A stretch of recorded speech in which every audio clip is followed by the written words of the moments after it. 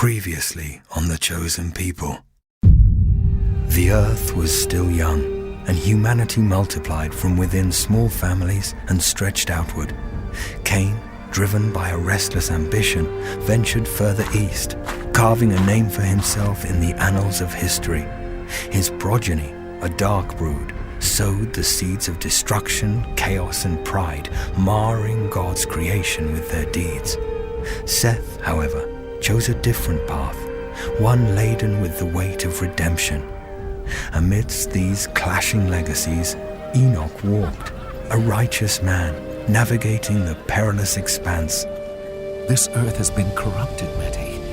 It's been tainted, not just by the giants, but by the darkness that's spread in the hearts of men. I fear the Creator won't endure this evil much longer. Why is that? Evil grieves his heart. This corruption, this violence, it wasn't his intention. Enoch left the earth, and now it was Methuselah's turn to carry the torch of God's promise. My spirit shall not abide in man forever, for he is flesh. 120 years is what they will have left. I will blot out man from the face of the land, for I am sorry that I have made them. When Methuselah passed, Noah was the last to honor the Creator, a solitary light in a dark world. A storm was coming. The purifying and terrifying work of God was at hand. Yet, in the midst of it all, hope still remained. It flickered like a faint light, carried carefully by Noah.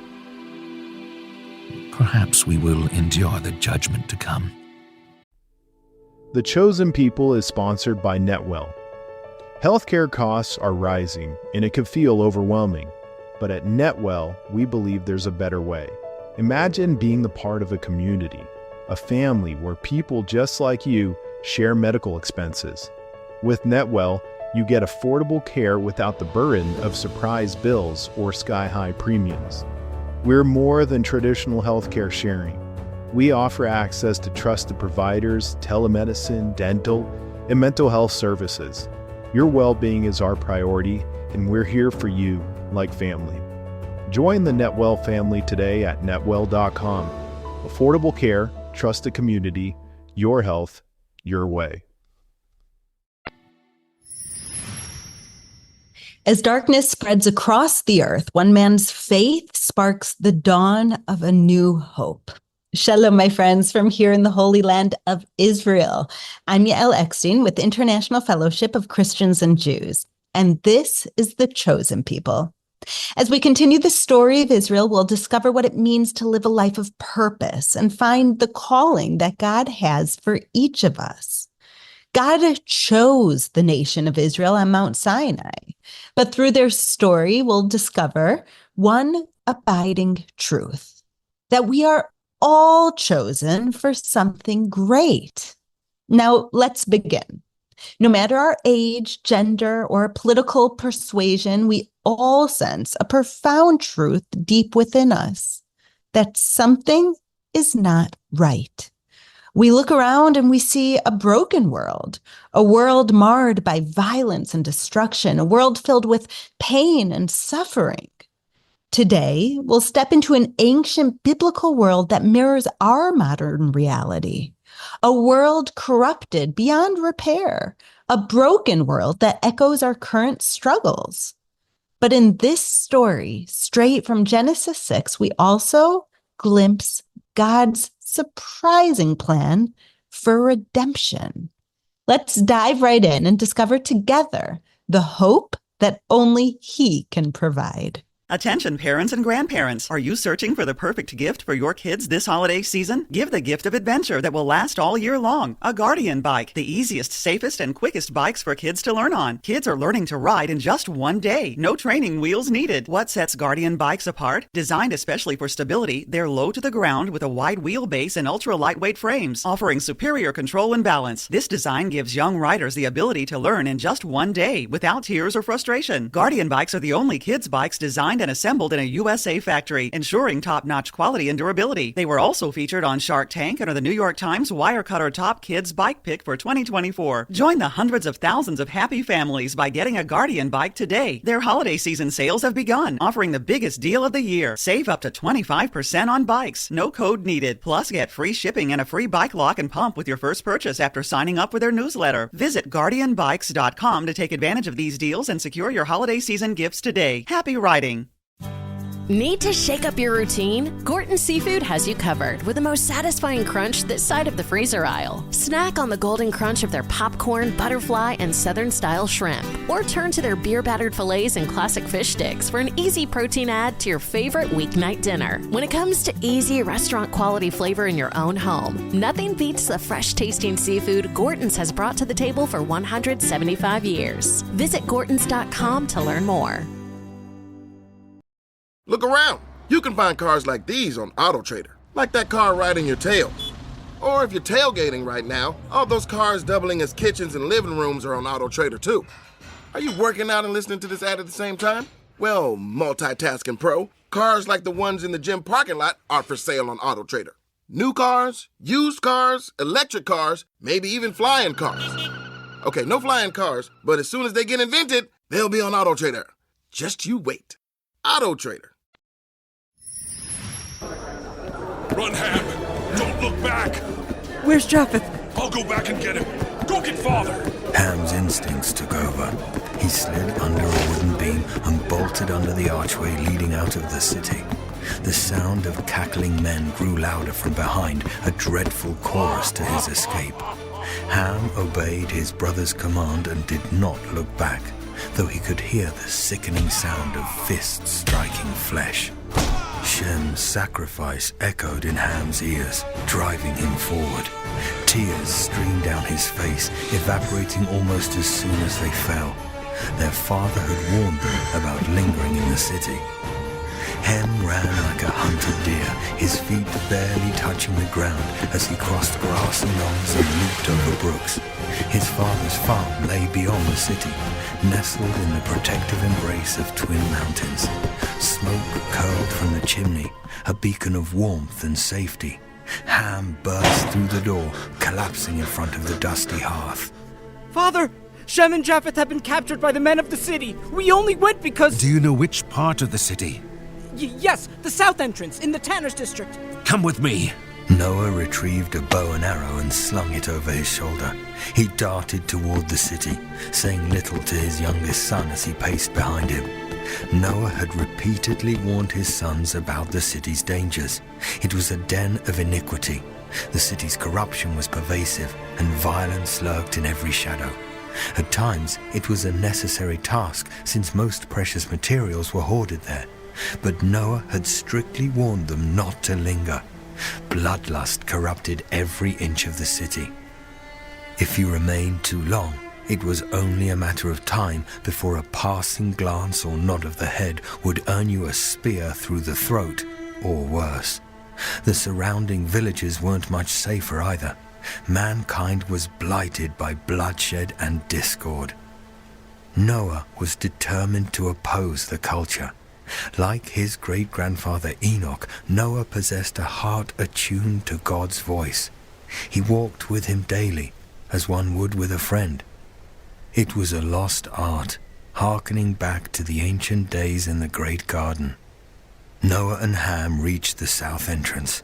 Noah briskly strode around a jagged wooden totem and crouched down. Ham remained his shadow, mimicking every move.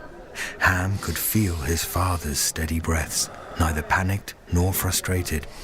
Ham, ashamed at his own stress, pointed to the large building made of bone and wood. They should be in there. I swear, Father, we didn't do anything wrong. I wanted to buy a carving knife, but didn't realize what a harsh man the tanner was. He said our hides would make him more than the southern gazelles. These people fall further into darkness each day, Ham. They've become more like animals than humans. Your mistake was staying in the den too long. Noah was not a violent man. He was not corrupted by the same evil that blighted the others. His bow was for moments like these and these alone. Noah removed his bow, placed an arrow on the string, and stretched it backward. His arms flexed in place, perfectly still. His breath was steady as the river's flow. He surveyed the scene through the arrow's shaft, marking the men by the rear entrance and the livestock pen nearby. A large water basin stood beside the pen. Noah breathed in sharply, then released the arrow with an exhale. It whistled through the air, striking one of the thin legs underneath.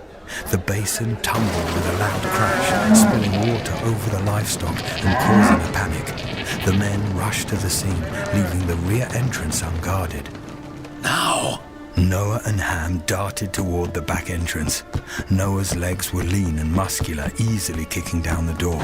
Shem was tied up, face swollen and bloodied from several beatings. Japheth was in better shape, supposedly because the tanner wanted him unblemished. They swiftly removed their binds and helped them out. The four rushed out, nearly unnoticed, until a voice cackled from behind. Is that the hermit farmer, Noah?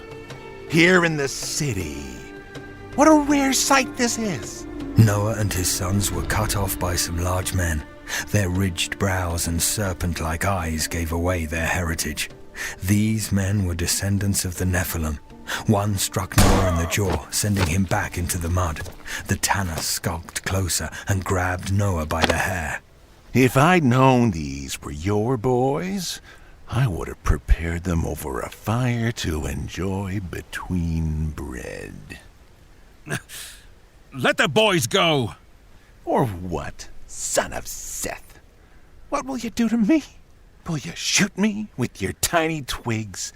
Nah! I know you don't have it in ya.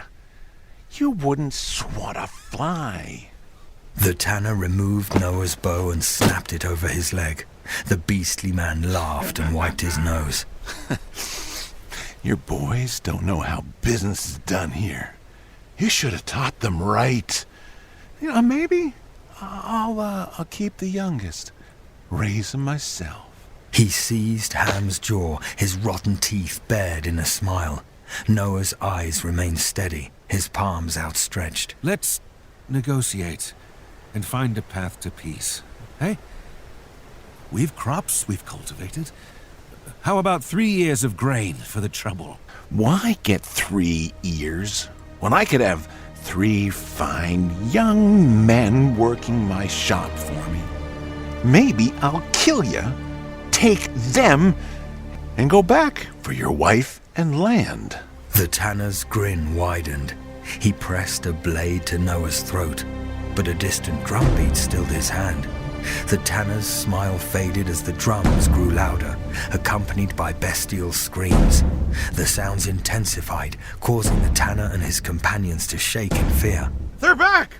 The tanner lowered his blade and ran back into his home. Noah and his sons turned to run, but the gates burst open, wood splintering in 100 directions, revealing warriors from Cain's line, feral and bloodthirsty, come to murder and plunder. Their weapons were crudely crafted, not for noble battle, but for torture. Some were swords with jagged tips, others were clubs with barbed edges. Some came with nets, and others with nothing, naked and giant, cracking the skulls of those unfortunate enough to cross their path. Noah and the boys hid behind the fallen water basin. Ham trembled in place, tears silently falling from his shaking cheeks. Noah turned and gave him a reassuring squeeze on the arm. Trust in God. We will find a way. Father, look! Shem pointed to a reservoir beside the gate. The pool was filled from a small opening in the wall, allowing water from the brook to flow freely in. Noah nodded in approval and signaled for the boys to hold. They waited until the last of the men stormed the city. They were all unhinged like rabid dogs. People slaughtered for sport, violence for the sake of violence. They lived in a truly fallen world, a world of despair. When it seemed like they were all occupied, Noah charged his sons to run. They flew to the reservoir and dove in, then swam through the small opening leading to the other side of the gate. Noah waited for all his sons to dive in before bolting. His legs were worn from years of farming, but still strong enough to pound through the mud. He dove into the water, but before reaching the opening, he was pulled out by the ankle. A man threw him backward and pressed his thumbs on Noah's neck. His hands were thick like the paws of a bear. Noah feared he wouldn't escape them. He reached for a stick, a stone, anything to use against the man, but his fists were empty and weakening. His vision blurred at the edges, and his head throbbed from the lack of oxygen. Before succumbing to the man's grip, he was struck on the side of the head. Japheth had returned for him. Come on, father! Up! Japheth lifted Noah. The two stumbled into the water and swam through the hole and out the other side. Shem and Ham were already running, arrows and stones whistling past them. They escaped into the wilderness, bruised but alive, the shadow of the city left behind. Shem and Japheth stared blankly into the crackling fire. Their mother pressed a damp cloth to their bloodied cheeks, her touch tender yet firm. Shem winced and pulled away, while Japheth remained still, his eyes unfocused. How many times has your father warned you about bartering in the city without him? Whose idea was it? Shem and Japheth's eyes shifted to Ham, then quickly back to the fire, betraying their guilt. Ham, you three are men, ready to marry and start your own families. Think about your responsibility to the future next time you think about something so foolish. Yes, Mother. Tomorrow, we head west to our relatives beyond the Tishar. You will meet your future wives. Do not mention any of this recklessness when we go. Do you all understand? The boys all nodded with weary faces. Noah entered, his steps heavy with fatigue. His voice, though gruff, carried an earnestness that commanded attention. These are dark times, my sons. Remaining in the light will require wisdom. Learn to listen to the voice of God. Noah, come here. Let me look at you.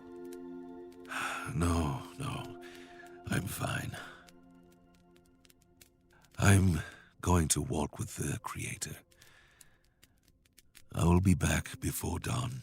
Wrapping himself in thick fur, Noah stepped into the frigid night. The evening mist, illuminated by the moonlight, hovered over the valley like a spectre. Noah ascended a small hill, his mind turning to the Creator. He spoke of his sons, the city, and the pervasive wickedness that plagued the sons of Adam. What kind of world are my sons inheriting? I fear they'll be forced to become men of bloodshed just to survive. The grass underfoot swayed slightly. The mist followed. Noah drew a deep breath and closed his eyes. He had practiced the art of listening. He knew the Creator was about to speak. He could feel his presence in and around him. The earth is filled with violence and corruption. I will endure it no longer. What does that mean? I have determined to make an end to all flesh. Visions assailed Noah's mind. Corrupt cities built by the Nephilim, war, senseless violence, and despair. Then he saw the heavens open, and a cascade of water fell from the skies. Through the roaring thunder, God's voice boomed. Behold, I would destroy them with the earth. I would bring a flood to wipe this earth clean. All flesh shall drown, and the breath of life under heaven will cease. Noah's heart tightened. He fell to his knees, the weight of God's words pressing down on him. What am I to do with this knowledge? Do I wait in silence for it to happen? Or rush my family to the mountains? You have found favor in my sight.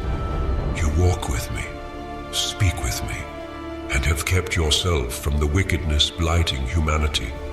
I have appointed you, Noah, to build an ark. An ark? I will establish my covenant with you, Noah. You shall build a vessel of salvation for you, your wife, your sons, and their wives. What of the others? What of the animals? 2 of every living thing shall accompany you, 1 male and 1 female. I shall charge you as their steward. You will keep them alive until the time has come to walk the earth again. How much time do we have? Go when the sun rises. Take your sons and begin. The waters are coming. The divine presence shifted with the wind, leaving Noah alone on the hill. He gazed eastward, where the distant city's light shimmered dimly through the fog. Tears glistened in his eyes. His jaw quivered, then his shoulders, and finally his knees. Noah fell to the ground and wept, gripping the damp earth in his palms. The knowledge of God's will was just and true, but it did nothing to numb the pain in Noah's heart. Noah sobbed, knowing he was about to witness the destruction of the world. Ham slammed his shoulder into the side of a cedar tree. He'd been hacking away at it for over an hour, and all it needed was some applied force. Ham was glad to let out some aggression. Months of hard labor wore on him. His first days as a married man were spent chopping wood and laying pitch, all because his father claimed to hear something from God. The whole thing seemed inconceivable and far-fetched. Shem approached with the saw to make the tree into gopher wood. Well done, Ham. Ready to smooth it out?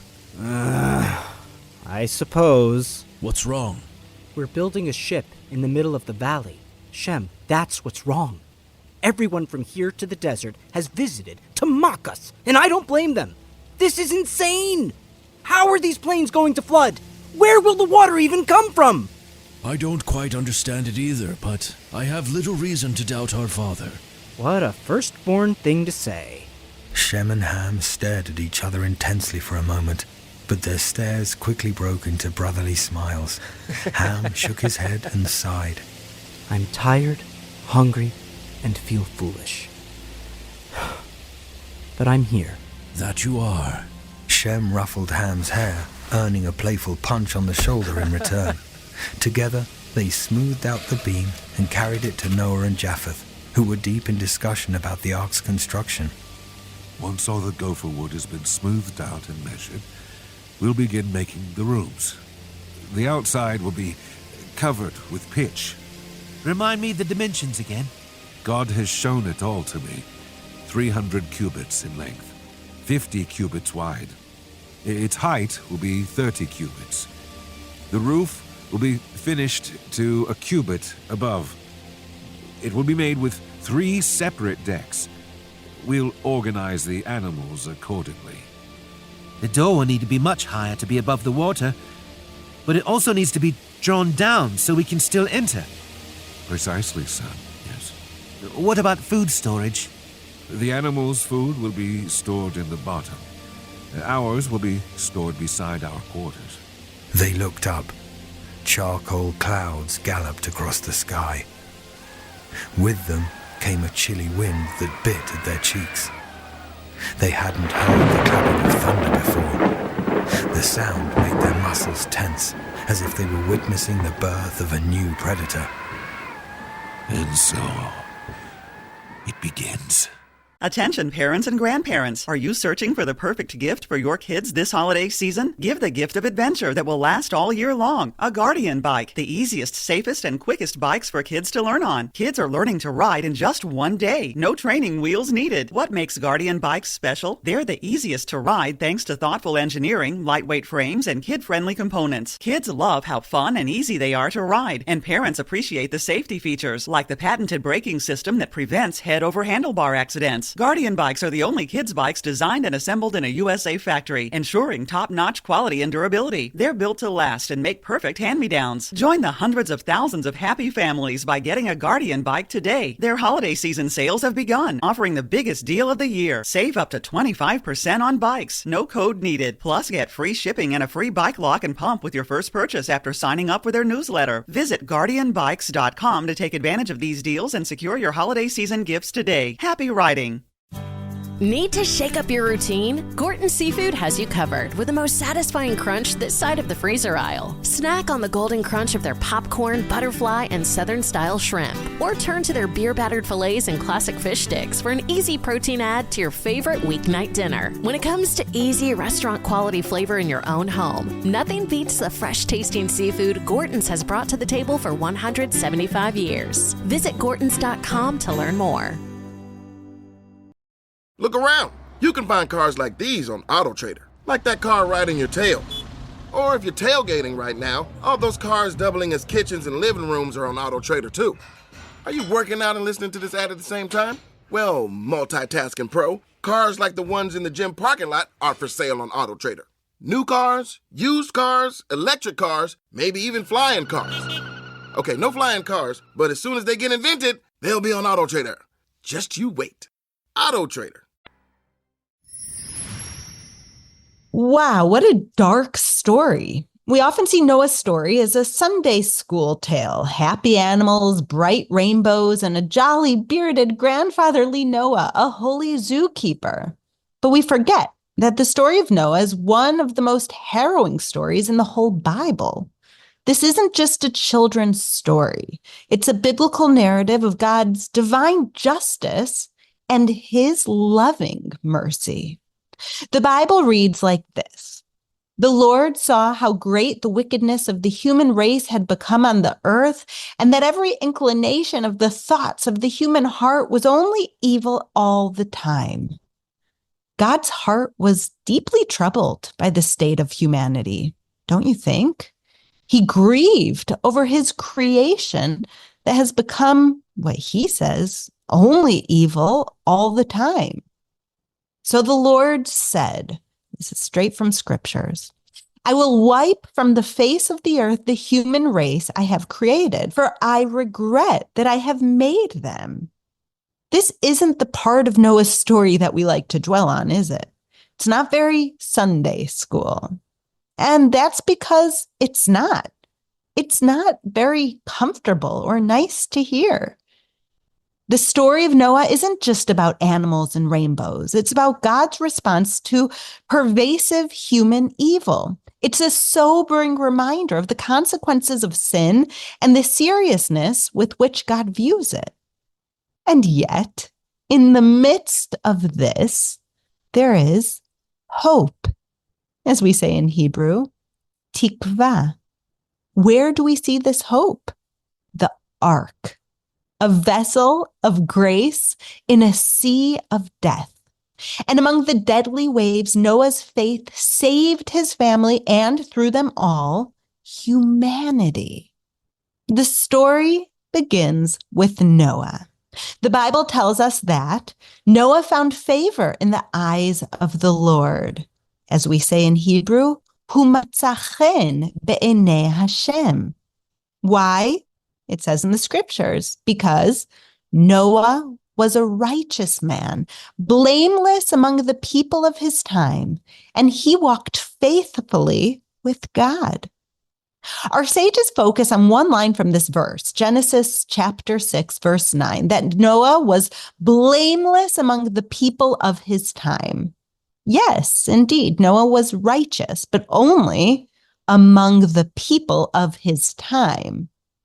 Our tradition sees in this verse that Noah had one major fault. You see, when God announces to Noah that he plans to bring a flood to destroy the world, we do not hear one word from Noah.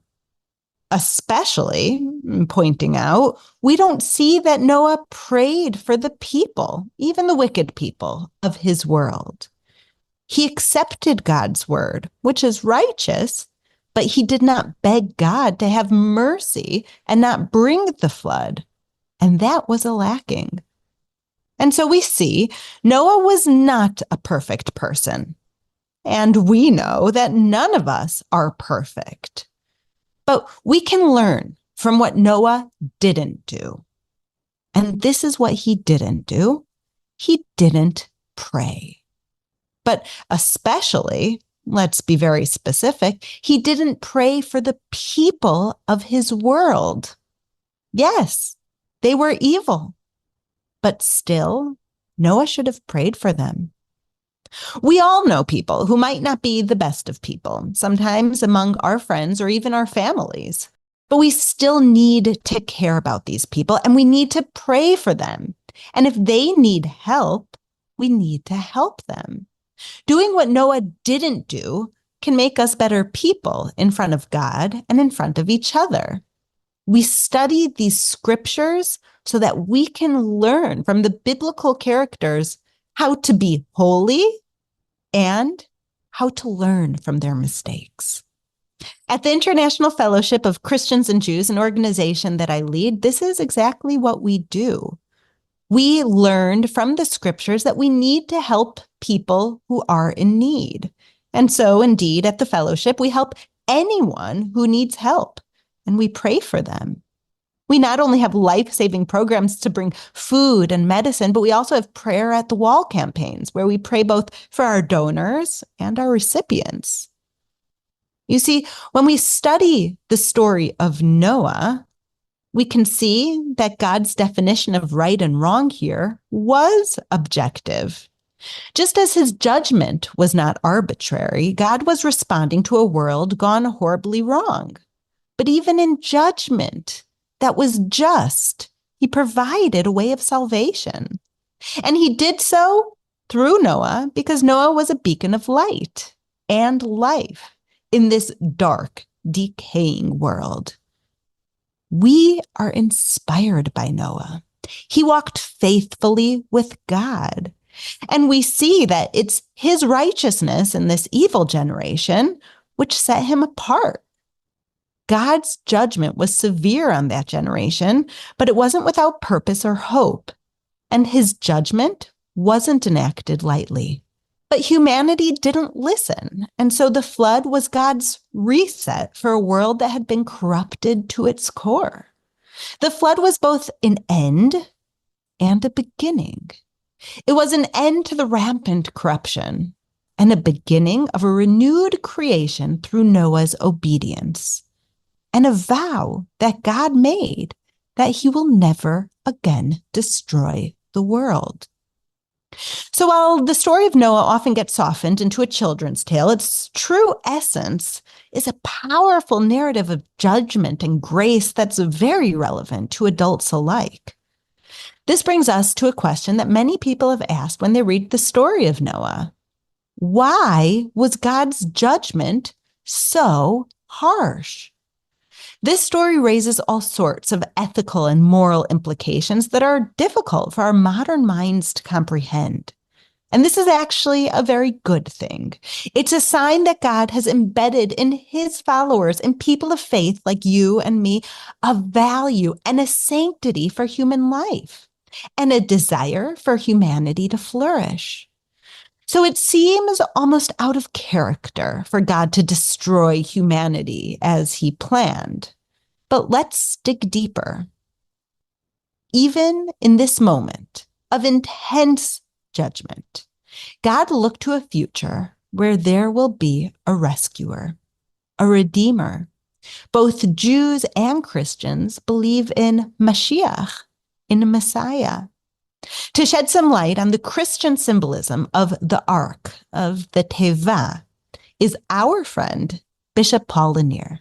Ah, yes. Yael, you are so right.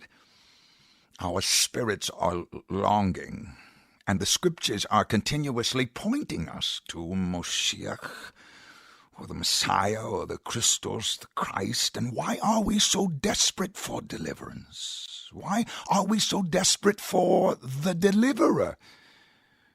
It's because we look around, and as far back as Cain, we learned that when a people refuse submission unto God, we inevitably insist upon subjugation against the people of God, whether it's a Babylon or an Assyria or a Rome or an England or a France or a Spain in 1492 or the Holocaust or October the 7th. Time and again we find it.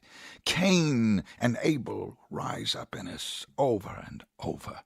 You know, there's a verse in the Christian scriptures where Jesus says, with God all things are possible. It's so beautiful.